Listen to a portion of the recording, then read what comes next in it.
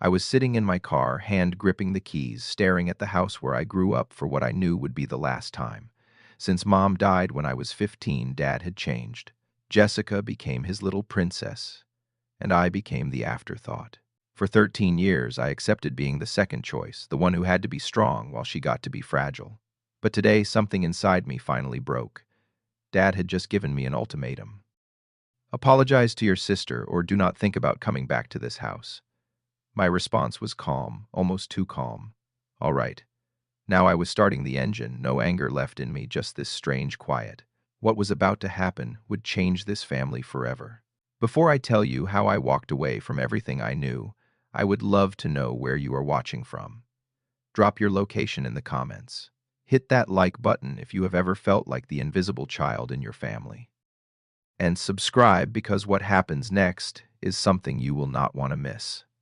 Let me take you back to where this all started 3 weeks before that moment in the car. To understand how it all fell apart, you need to know what my family looked like before the cracks showed. Before Mom died of cancer when I was 15 and Jessica was 12, life was pretty normal. We were not rich, but we were happy. Dad ran a small consulting business, Mom worked part-time at a local library, and Jessica and I fought over the remote like regular siblings. Then Mom got sick. It happened fast. 6 months from diagnosis to funeral. I remember Dad holding Jessica at the service while she sobbed into his shoulder. I stood next to them, dry-eyed, because someone told me I needed to be strong for the family. That was when everything shifted. Dad was drowning in grief, and his way of coping was to pour everything into Jessica. She became the center of his universe. She did not have to do chores anymore because Dad said she had been through enough. She got a new car at 16 while I worked 2 part-time jobs to save for a used Honda. Every mistake she made got swept under the rug. Every tantrum was justified as her processing grief. Meanwhile, I was told I was the man of the house now. I needed to step up, be responsible. Stop asking for things. I accepted it because I thought that was what love looked like after loss. Different expressions for different children. Dad was protecting Jessica because she was more fragile. I had to be stronger because I was the son. By the time I graduated high school, I had learned not to expect Dad at my events if they conflicted with anything Jessica wanted. I put myself through college with scholarships, loans, and late-night shifts at a campus bookstore. Jessica went to a private school Dad paid for in full, though she dropped out after 2 years because she found it too stressful. Now at 28, I was a software engineer at a tech company in Portland, Oregon.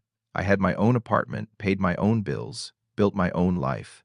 Jessica was 25, still living with Dad, working part-time at his company, doing administrative tasks that I suspect were mostly made up to give her a paycheck. I visited home maybe once a month for dinner, kept things polite, and told myself this was just how our family worked. 3 weeks ago, Dad called and asked me to come over for dinner. He said he had something important to discuss. When I arrived, Jessica was already at the table looking irritated about something.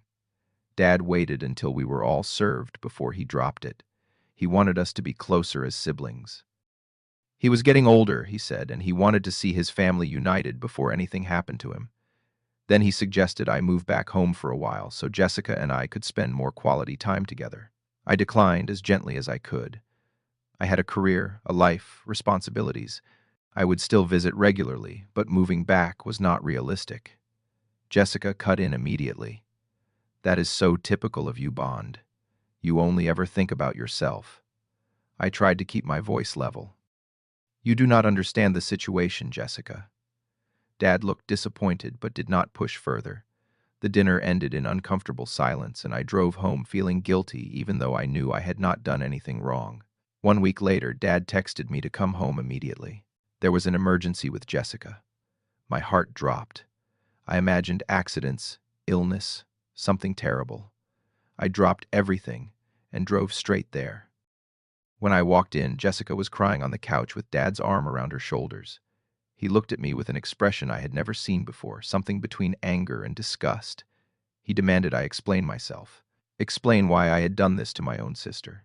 I had no idea what he was talking about. Jessica, still crying, said I had been telling people at Dad's company that she only had her job because she was the boss's daughter, that she had no real skills or abilities. I was stunned. I had never said anything like that to anyone, Dad cut me off when I tried to protest. Jessica said 2 coworkers had heard me say it when I stopped by the office last week. I remembered that visit.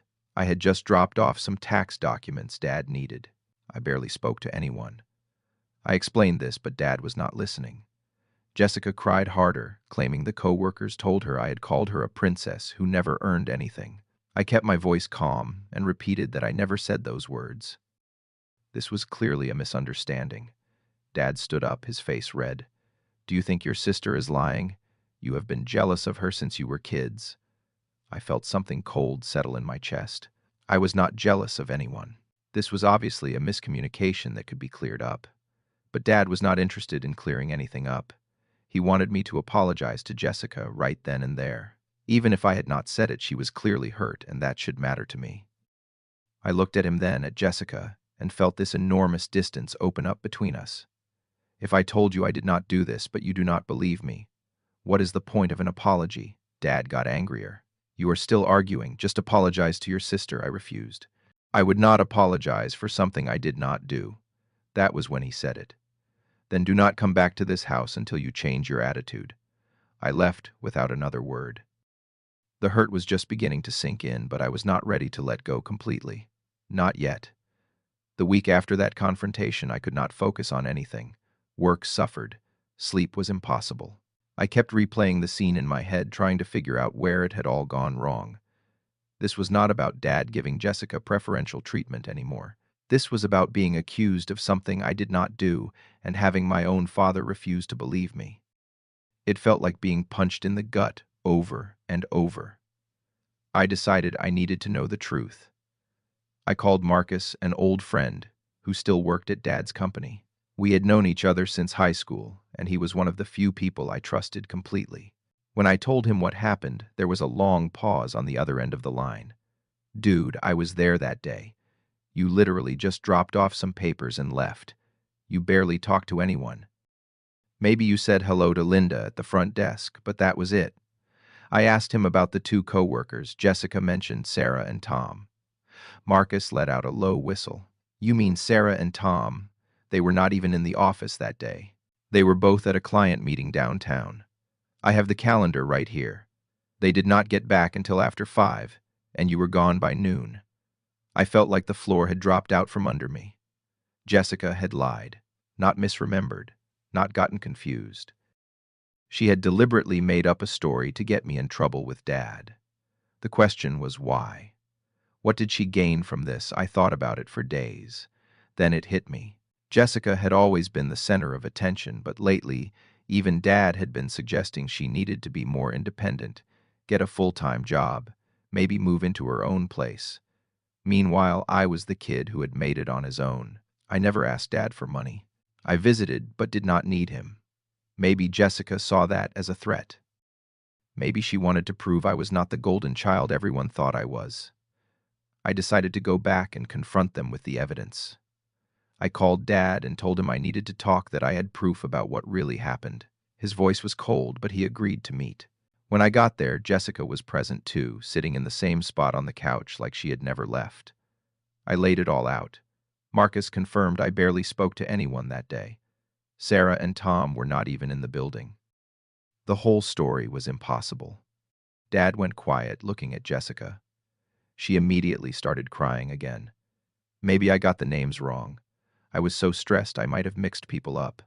I cut her off. "You did not mix anyone up. You made up the entire story." She turned on me, anger replacing tears in an instant. "You always do this. You always try to make me look like the bad guy. You have been jealous of me since we were kids." I forced myself to stay calm. I was not jealous. I just wanted the truth to come out. Then Dad did something that broke whatever fragile hope I had left. He said, "Enough, Bond. Even if there was a misunderstanding, you should not treat your sister this way. You are making her cry." I could not believe what I was hearing. I just proved she lied and he was still taking her side. Dad continued, his voice heavy with disappointment. "Jessica might have remembered wrong, but your attitude is the real problem here. You do not have any sense of family loyalty." I felt something snap inside me.